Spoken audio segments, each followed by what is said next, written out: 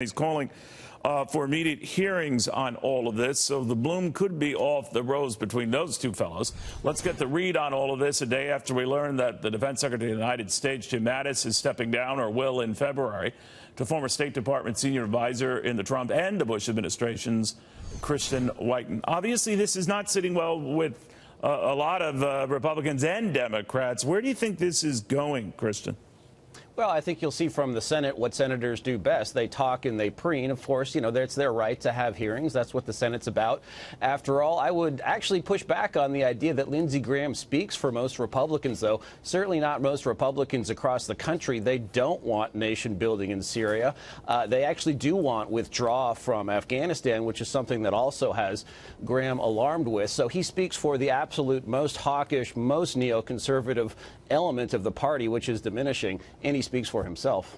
And to be fair, the president has talked about this down to his days as a candidate, that our presence into the many, many years, almost 2 decades in Afghanistan and Syria was overdone, and we had to do something about that. So nothing new there. But I guess what was behind Mattis's resignation is that he didn't get a heads up on it.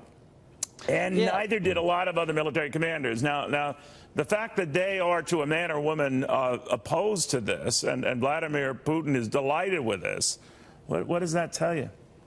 I don't know if Putin is delighted with it in reality, because, frankly, now he and Assad have to worry about the jihadists that we were, acting against in Syria. Our primary mission was ISIS. ISIS is dead. We're gone.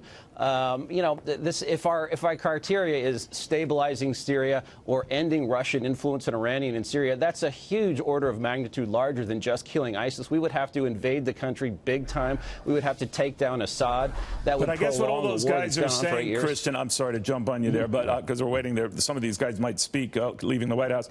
But I'm wondering what you make of the fact that a lot of people say, ISIS ain't dead yet. So be careful saying they are. ISIS is totally dead and kaput as an organized military and political force that can hold territory. Of course, they're holdouts. There were Japanese holdouts who were leaving the jungle 2 decades after World War II ended. When we defeated the German army, guess what? There were still German soldiers around. I mean, we're not going to shoot all of these guys, right? But defeating them as a force that could hold territory. But they morphed into something else. Al-Qaeda morphed into something else, that morphed into Boko Haram, that morphed into ISIS. You know what I'm saying? I think their concern was that, yeah, the entity as we knew them and know them might not be the same, but it will morph into something even more dangerous and more likely now without our troops there. That is the rap the president has been getting. Do you agree with that?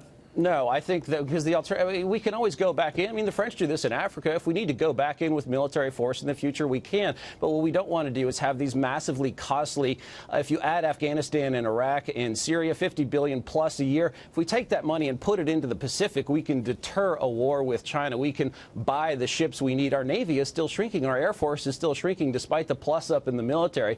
And if we're stuck playing cowboys and Indians in the Middle East, which made sense in the couple years after 9/11, but which no longer does. We can't do everything everywhere and fight everyone's battle for everyone. We have to pick and choose.